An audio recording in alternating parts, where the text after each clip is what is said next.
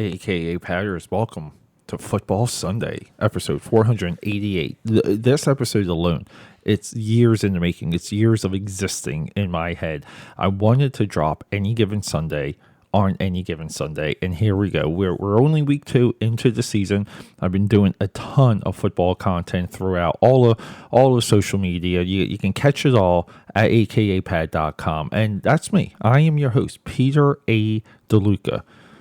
Artist, creator, digital mastermind, film reviewer, film discussioner. And this is AKAPAD's Audio Audacity podcast. And if you're new here, welcome. Yeah, we do a lot of things. We have a lot of fun. If you want to help me out, you can lend a hand and help grow the network, grow the AKAPAD army, the Peter A. DeLuca army. Go to akapad.com, sign up for a free Wolfpack trading card. I mail those out weekly. We're rocking and rolling. So let's get into it. I've been wanting to, oh my God, there's so much energy. There's so much I want to say, just even building into this movie. I've been wanting to go through every single football film ever made for a very long time. I'm good. This is the beginning of that. And this is going to be a movie that I will revisit and visit, okay? Because it's one of the great movies of 1999. It's one of the great movies to come out in that transformative year. The films of 1999 are not to be messed around with. They are to be taken seriously. These are big budget movies made by studios, and they're nothing but experimental. A lot of them call back to the 70s just in the grit and the grind of the movie. Oliver Stone, John Logan, and you can always measure your film reviewer or your film discussioner against who they believe are their boys. And all these people, they will just go into a one director, type of thing. John Logan, he's one of our screenwriters, and he's one of my boys. John Logan has a filmography and a quality unlike any other. In my view, he is the modern day Shakespeare.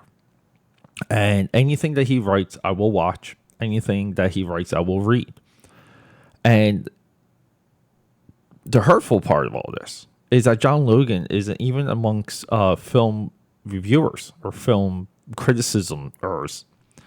I'm just going to find as many different ways as possible to say that. But he's just not in the lexicon. He's not in the culture of film review. He's just not on the tips and brains of the tips of the brain for everyone. And a lot of these positions are okay, like cinematographers faded away. We're kind of into, and I think some of this streaming has a lot to thank for it. But we do get some of the composers they have like an inside following thanks to things like SoundCloud and Spotify and Pandora. But the guts of the film production and the talented people that bring up some of these movies is gone. And John Logan is one of the names you have to know. The other name that you have to know, it's our boy, Oliver Stone, who might be the biggest fall from kick-ass movie grace. I mean, holy crap. Oliver Stone just really decided not to make movies anymore. But his run, I mean, I like to start Oliver Stone's run. 1982, writer Conan the Barbarian, with the director, the great John Milius, where they had 12 Conan movies planned for 1 year. The making, you can catch it on YouTube, the making of Conan the Barbarian.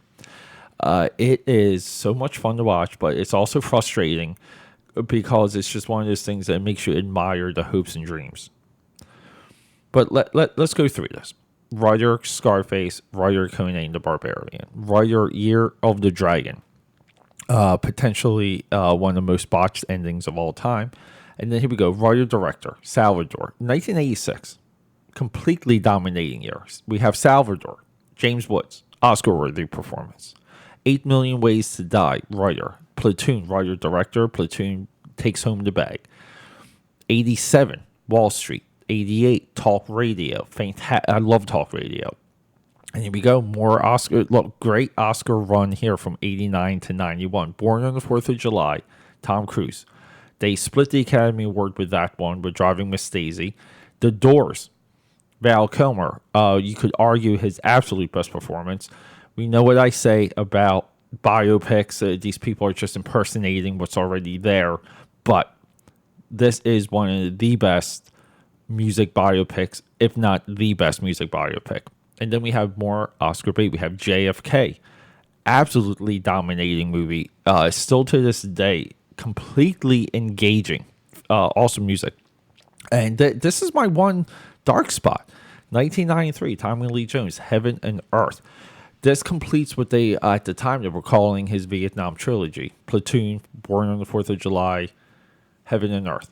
And then 94, this is the movie. This is something back in the day, you would get a double VHS extended unrated cut where Tommy Lee Jones's head was decapitated. But I'm talking about Natural Born Killers. I just watched this recently. This movie does nothing but capture you. It holds you, and it is so there. It's a sign of the time too. I don't think anyone at any point could have made this movie this way. Also based on the Quentin Tarantino script, and I think just create a rift between Tarantino and Oliver Stone with how he handled the material. So when we fast forward real quick, we're going to go through some of these other movies, but when we fast forward to Oliver Stone 1999, we get Any Given Sunday. And if you just saw this, if you read it, if you looked into a crystal ball and someone told you Oliver Stone's going to make a football movie, you hope that it has the shade, the line. Like, we want a line from Natural Born Killers landing on Any Given Sunday. We want the natural born editing, the filmography, the randomness of how that movie is presented, the imagery, the sounds, and it attacks all of our senses. And this is the through line from Natural Born Killers to Any Given Sunday. But he does a lot of the same flair in Nixon. More Oscar bait. He wrote Evita, the last great performance by Madonna. U-Turn, Sean Penn, amazing movie. But then we have this. We have Any Given Sunday. I'm turning off my phone here. Any Given Sunday, 2004, we lose Cabin Pressure. Colin Farrell, Alexander. There are 3 to 4 versions of this movie. I watch Alexander regularly. I watch all versions regularly because part of it is I'm fascinated with how well that movie works, the experimentation within that movie, to what we're doing with the battles, and the failure of it. Where exactly does the movie break? What exactly are we trying to do with these multiple cuts of the movie? It's amazing. Alexander, I've referenced with Wolfgang Peterson, came out around the same time as Troy. The two are brother and sister. 2006, 2008, 2010. This is desperation mode here. We are going for things that are new, topical. We need to do something. World Trade Center, W. Wall Street, Money Never Sleeps. World Trade Center, W. I've seen only one time. There's nothing that draws me back into those movies. Wall Street, I could be wrong too. Wall Street, Money Never Sleeps. I watched this movie a lot also because I just don't understand some of the choices. Beautifully shot, by the way, but I just don't get it. And it is a little bit too preachy for me. 2012, the last one I saw in the theater, by the way. Savages, John Travolta. Pretty good movie there. And then we have Snowden 2016. We're back to the topical look at me type filmmaking. Joseph Gordon-Levitt, good performance, but any given Sunday marks the end of the Oliver Stone that we love. It really does. And this movie, I almost just want to end this podcast right now and go back to it. But Any Given Sunday is the greatest football movie that will ever be made. Arguably, it is the greatest sports movie ever made. No other film does the players, does the general manager, the offensive coordinator, the hot rookie draft pick, the player on the bench not being utilized, the old tire coach, the new upcoming coach, the ownership, the plight of a franchise within a city, the struggle of sudden fame, the struggle of fading fame, or I was going to say a fading flame. No other movie, no other sports movie, James Woods' character as the doctor in this, his nephew, the up-and-coming doctor, played by Matthew Modine. This movie handles all of it. It does it all. The cast of this movie is veterans. The opposing coaches are legends. They're not the actual legends, but they're emulating. Like you see Tom Landry.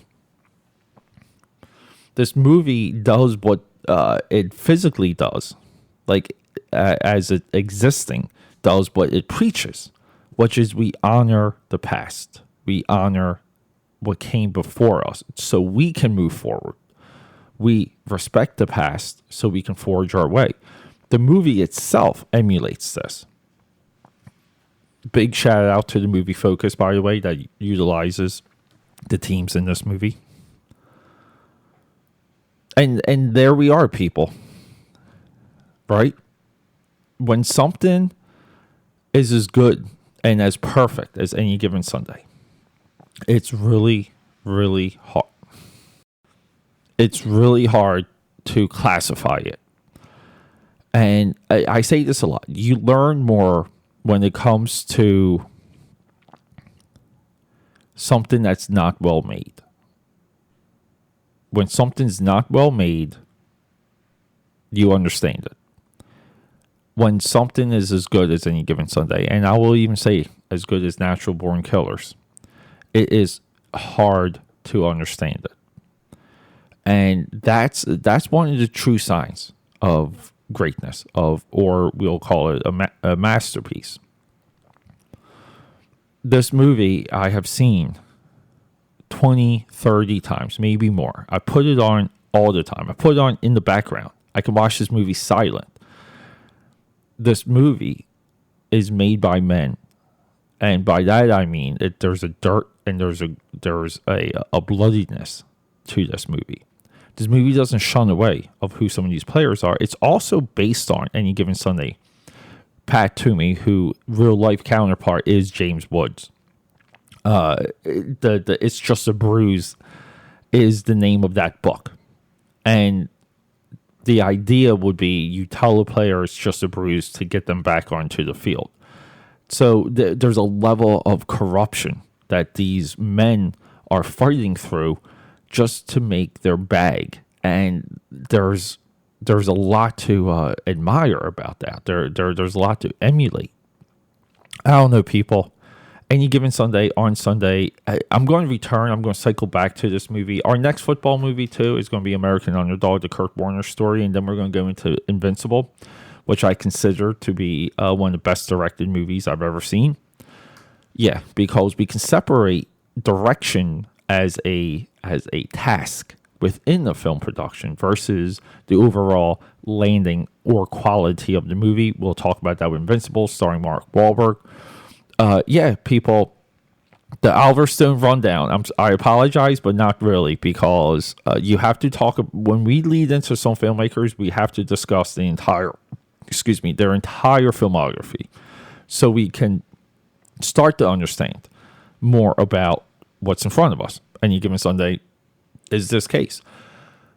All right, people. I don't know. I just feel like I can keep going. We're going to do more football. We're marching towards episode 500. We got the 31 Days of Dread upon us. So bear with me. I'm going to try and get everything in the can before any of those dates, coagulate. I love you. Goodbye.